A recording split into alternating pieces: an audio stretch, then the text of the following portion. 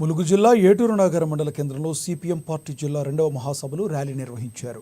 ఈ మహాసభల ర్యాలీకి ముఖ్య అతిథిగా సిపిఎం రాష్ట్ర కార్యదర్శి తమ్మినేని వీరభద్రం హాజరయ్యారు. 2000 మంది కార్యకర్తలతో నిర్వహించిన భారీ ర్యాలీలో పాల్గొన్నారు ఆయన. ఇక అమెరికాలో భారీ కుంభకోణానికి పాల్పడ్డ అదానీని వెంటనే అరెస్టు చేయాలని, తెలంగాణలో అభివృద్ధి పేరిట రేవంత్ రెడ్డి కేంద్రం వద్ద తీసుకొచ్చిన 12,400 కోట్ల నిధులతో ఏ అభివృద్ధి చేపట్టారో ప్రజలకు చెప్పాలని డిమాండ్ చేశారు.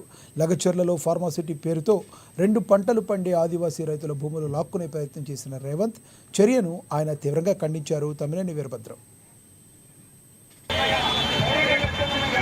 బయట మార్కెట్లో ₹90 అయితే ఉంటే ఆంధ్ర, గోవా, జమ్మూ కాశ్మీర్ రాష్ట్ర ప్రభుత్వాలని లంచాలతో పొంగ తీసుకొని ₹2.90 ఎలక్ట్రిసిటీ యూనిట్ని కొనుగోలు చేసే ఒప్పందాలు జరిగినాయని అమెరికా ఫెడరల్ బ్యూరో ఒక ఇన్వెస్టిగేషన్లో తేల్చింది. ఇంత భారీ కుంభకోణం బయటపడినా దొంగ కన్నంలో ఎలకలాగా దొరికింది. ఇంతవరకు ప్రధానమంత్రి మోడీ నోరెప్పట్లేదు, ఈ కుటుంబం నుంచి ఖండించలేదు. పైగా విమర్శిస్తున్న వాళ్ళని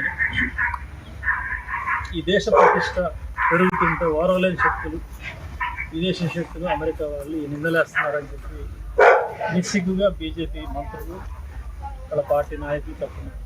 బయట మార్కెట్లో ₹90 అయితే ఉంటే ఆంధ్ర, గోవా, జమ్మూ కాశ్మీర్ రాష్ట్ర ప్రభుత్వాలని లంచాలతో పొంగ తీసుకొని ₹2